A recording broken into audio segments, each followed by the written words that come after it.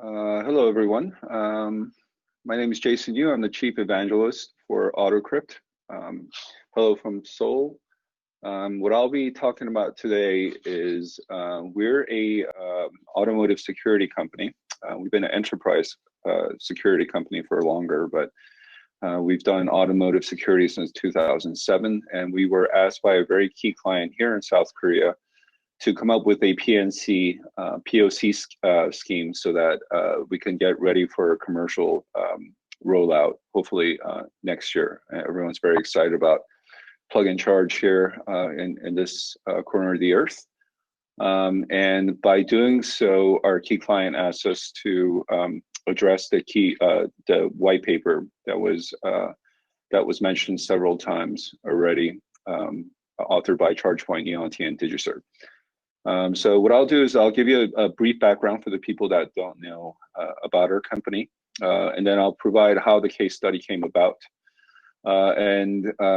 Addressing the white paper concerns, of course, we can't do it very extensively. There's so many different areas to cover, but I'll try to say we didn't come up with perfect solutions for all the cases, but how we address those concerns for KEPCO, our key client, and then some final thoughts to round it out. I have a number of slides, so I'll try to go as fast as I can. Please, send over any questions that you may have. Just a brief overview of our company. We're based in Seoul, Korea. We have 4 branch offices, 2 in China, 1 in Japan, 1 in the States. And we're established in August of last year, but our parent company that we spun off from has been around since 1997. So the business areas that we're into, we first of all provide security solutions for the car itself, so the internal network, so automotive firewalls, IDS solutions for the network inside the cars. And cars are, as we all know, beginning to communicate extensively with the outside world. So we do a lot of work in the V2X area. That's communications with other cars, roadside equipment, pedestrians, what have you.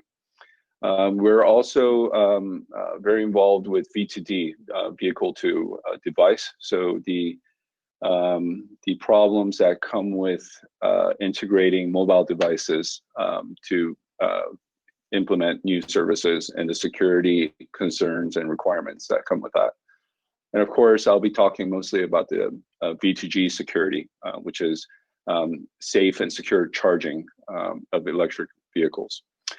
Finally, there's a lot of very useful data that comes from vehicles and from all of these extensive communications. So we have expanded into providing fleet management solution, security solutions for how to use all of this user data to develop new services and how to do that securely.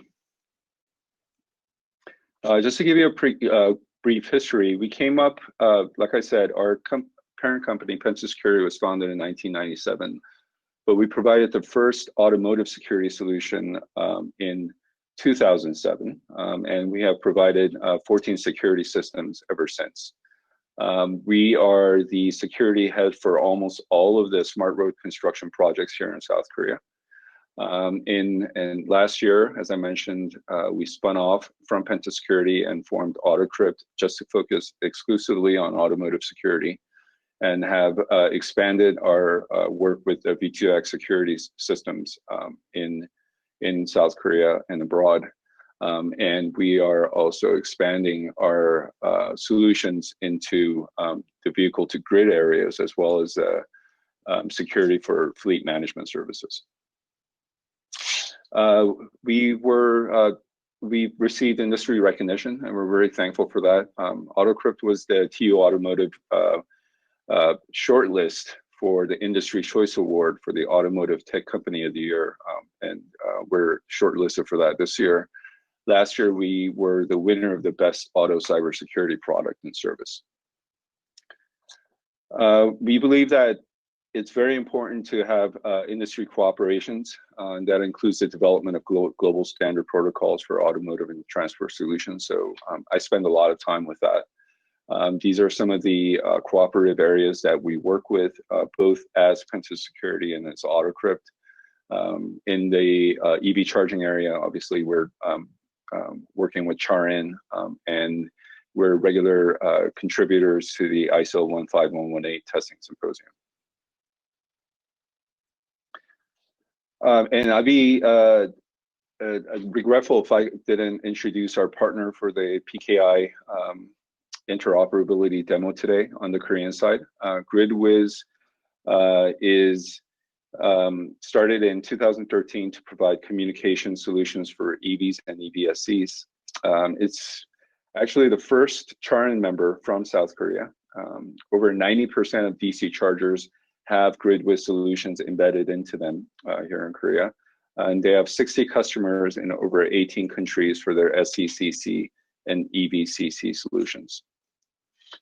So now to give you a little bit of background for the case study that we're talking about. So the key client that I was talking about is the Korea Electric Power Corporation. It's the largest electric utility in South Korea, and they're involved in all things that involved with electric generation, transmission, distribution. They're also very committed to sustainable energy, and that includes EV charging. Just to give you one idea, at the end of last year, KEPCO will deploy announced that it will deploy about 20,000 public EV chargers in this country, and that would include 1,500 fast chargers by the end of 2020. So we were engaged with them to come up with what would a PNC system really look like here in South Korea. And one of the things that was brought to our attention, although we read it and we were very aware of it, KEPCO wanted us to really take a look at the practical considerations white paper that was published by DigiCert, ChargePoint, and EonT last year. And as the previous presenter mentioned, this is a 360 assessment of the PKI system labeled in 15118. So just to give you some general ideas, the white paper determined that it's not ready for commercial implementation using 15118 as EV charging. And I'm just giving some of the points that were really stood out to us, is that there's no best practice available. It's not flexible enough to handle the projected use cases. And that includes plug-in charge, which is really the first commercial utilization of this technology. And the white paper determined that while the technology seems very attractive with 15118, there are too many questions. More importantly, it's dangerous to move forward. EV and EVSCs will not work outside the home network. It could open up to the ecosystem to attacks, and updates could be cumbersome and also very expensive, making it not make a lot of sense from a business standpoint. So the white paper rightfully determined that all levels of governance, technology, and operations must be included in some form of ISO 15118 to ensure commercial deployment. And the community really needs to look at all of these very serious issues before any products are launched. So what we did is we took a look at everything. The current state evaluation, so is it undeveloped all the way to specialized? And if you see the orange dots, most of these will fall on the left-hand side, as the previous presentation wrote out. So I'll be going through these fairly quickly, but I just want to give a brief description of what the point was and what we did to kind of address the point for KEPCO. So from a certificate policy, I think we've already talked about that very much several times throughout this afternoon. We put together a CP using 3647. And from a security standpoint, we made sure that per ISO 15118 instructions, all the certificates are generated when the root CA certificate policy field includes the URL that should be accessed. The CPS is an essential document, obviously, and I'll be talking about that many times. And the CPS shows how the CA operates in compliance to the certificate policy. RFC 3647 was also used to come up to build this document up. And this is an issue that I think will be repeated throughout this presentation is, can 15118 dictate all of the CPS templates? If it can, like how can it be enforced? I think these are some of the questions that we ask ourselves. But from a security standpoint, also, again, the access URL was included in the root CA certificate policy field for security. Audit policy, again, each PKI system should designate the audit policy, and we included that into the CP and the CPS of the KEPCO system that we ran. Algorithms and protocols, we do need a wider range of algorithms and protocols. And from a security standpoint, we had a lot of interesting discussions internally about this. We think that the 15118's algorithms will do for now. It's been used for about 20 years, and we think that it should be secure for the next few decades. But the white paper is absolutely right. A broader scope is needed, especially on the back-end communications behind the charging point. Business continuity and disaster recovery. There's no requirements in 15118. And we put this into the CPS document as well. Certificate management cycle, method, and disaster recovery were detailed in the CPS document. Again, this brings us to the point where we can put together a really nice CPS document for KEPCO, but the question remains: how can we get a uniform level of expectations so that all the CAs across the world can trust each other if they need to? In terms of the certificate revocation policy, I just want to, we put this into the CPS as well. I do want to point out that in the second edition of ISO 15118, the CRP will be mandatory. So the second version will definitely include this. From a risk management standpoint, we use the CPS in a section called operational requirements to manage risk for this area as well. So now we get to the technology, and the next 7 slides will deal with the technical limitations that the white paper pointed out. The first one that we saw was that the ISO 5118 does not clearly state the necessity for a 3-tier PKI system, and that's fair. And whether it's a 2-tier PKI system or a 3-tier PKI system, it really does not have any relevance to security, so it can be determined by the operating authority. Although the POC case phase of our project was designed with a 3-tier system, that does not necessarily mean that the commercial rollout will follow the same system. In fact, throughout the world, we see a lot of potential clients that want to use a PNC system more in favor of a 2-tier system. In terms of assurance level, there's no requirements in 15118. What we did was we used the International Telecommunication Union's X.500 standard.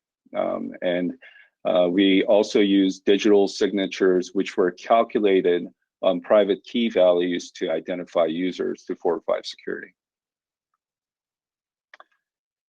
In terms of physical security, there's just really 2 main points that I want to make. What we did was we put all the private keys for the root CA into an HSM, and we made the requirement of the HSM at FIPS level 2 or above.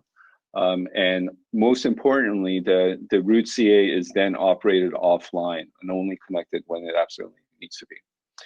For the sub-CA keys, we also specified that it needs to be stored in an HSM, not FIPS level 2, but 2 or above, but rather FIPS level 2 or below, and protected from unauthorized access. And all of this information was included in the CPS. In terms of the disaster recovery infrastructure, this is pretty standard CPS section. So we added a compromise and disaster recovery section into the CPS document. For key management, we use this particular EC parameter for the V2G route, and it was all per the recommendation of ISO 15118, and this was all included into the key pair generation installation section of the CPS document. In terms of the protocols, this one's a little bit tricky for a lot of the listeners, because for our public sectors, and KEPCO is a semi-governmental authority, there's a specific protocol algorithm called ARIA that we use for backend communications behind the charging stations. But we want to really emphasize that there's no limitations on backend communications, and it's really wide open. We think that a wide variety of protocols should be used in the backend communications. But we do think that the EV side should follow 15118 algorithms. For the certificate revocation infrastructure, there's insufficient guidance. So what we did is CRLs are basically all of the certificates that should not be used.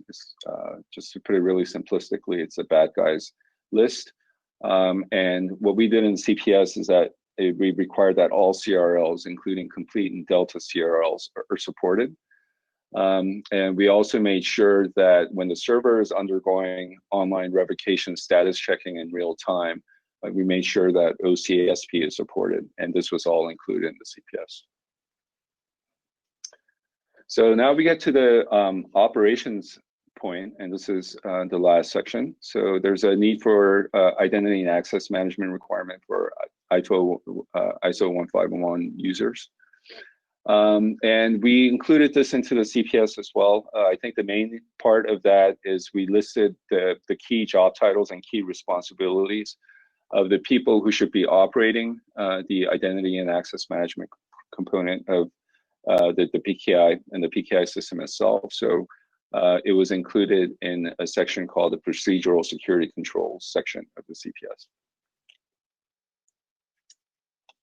The certified lifestyle management. This is absolutely justified criticism, and we don't have an answer for this quite yet, because I don't think all of the stakeholders have kind of thought about what needs to be in place. And a trusted time source is one of the key components that needs to be established here.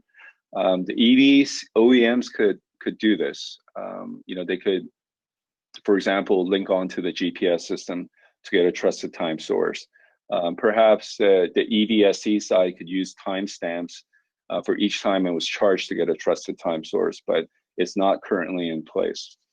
Also, OEMs can establish a root CA certificate mechanism, although that's not in place right now either, as far as we know. For certificate revocation, in the CPS, we made it possible so that the certificate revocation is enacted when the EV is scrapped. Likewise, the certificate can be revoked when the EVSE is being collected or disabled.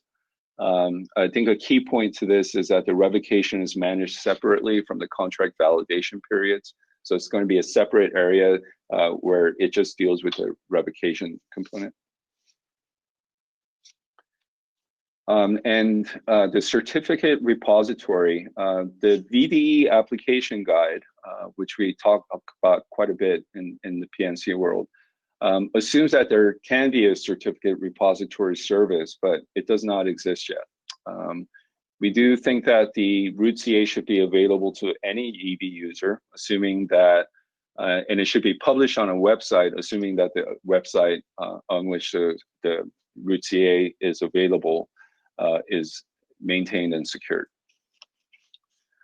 For incident response, this kind of harks back to what I was talking about earlier. approach to this is that the root CA is always maintained in an offline setting and the private keys are stored in an ACM.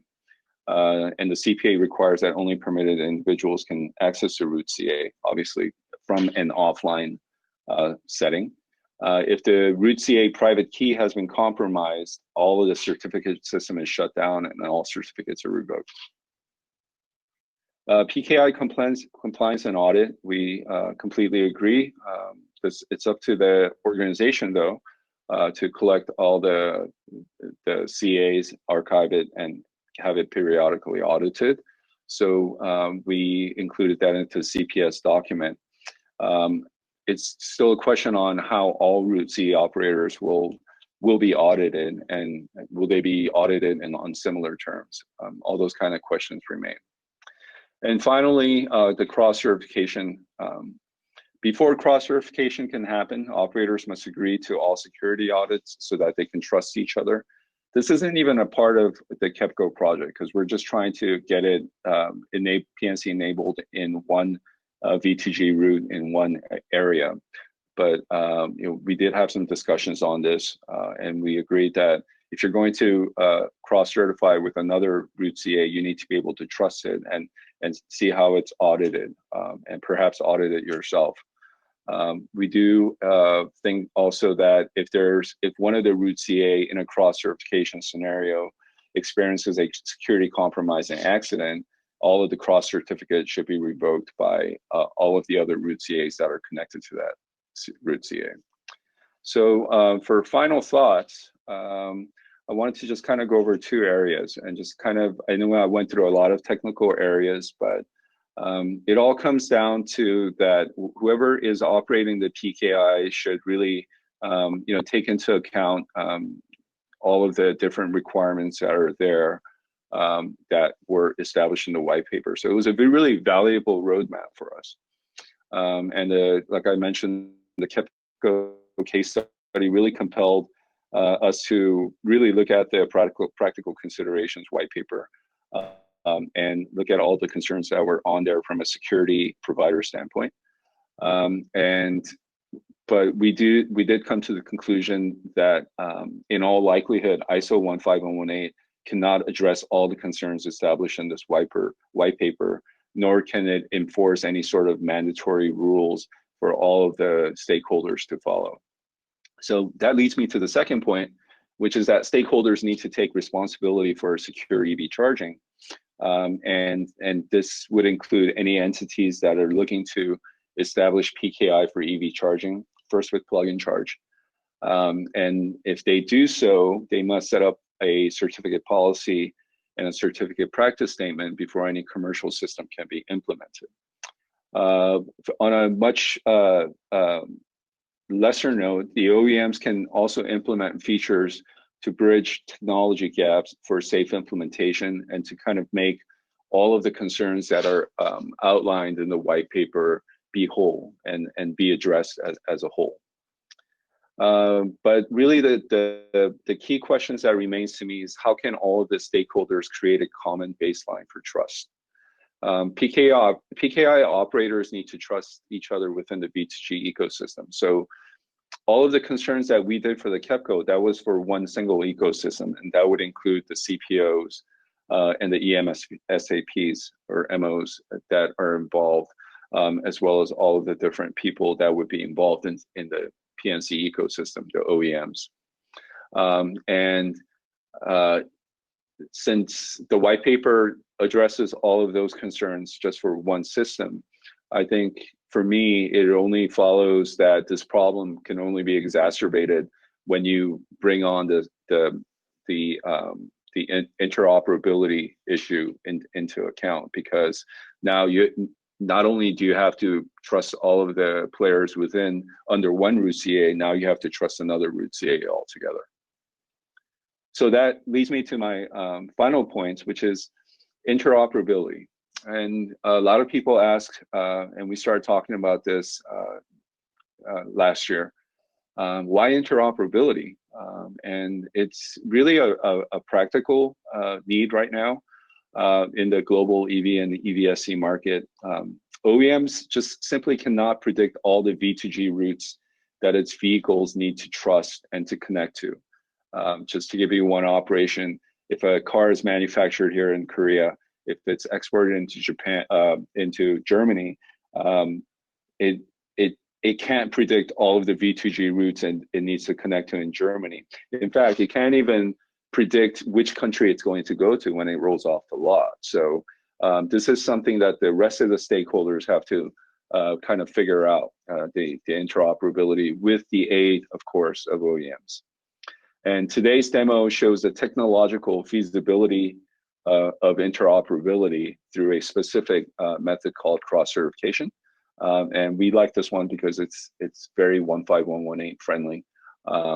And that's what we'll be showing you today. Again, the trust is really the backbone of interoperability, even more so than what I talked about during this presentation. All the root CAs and the sub CAs need to trust each other for one PNC to work worldwide. So there needs to be a common understanding between all the stakeholders. But I keep coming back to this question. ISO 15118 is great, and it's a great way to build out the standard, but can it have the authority? Can it have the roadmap for everyone to follow this interoperability? I'm sure it could have a huge amount of influence, but I think expecting 15118 to have all the answers is perhaps premature. And also, today's demo only shows 2 root CAs interoperating. We think scalability is going to be a really big issue because if it's in the real world, when this really works, cross-certification, interoperability, it's not going to be with just 2 routes. It has to be with many more routes that can communicate with each other.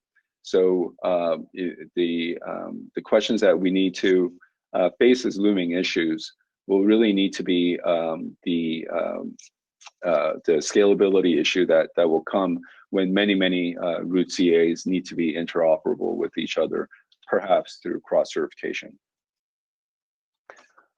In spite of all the limitations that 15118 has, I think it's still a great start to push everything forward. Like I mentioned before, cross-certification and interoperability is a real world need right now that needs to be figured out.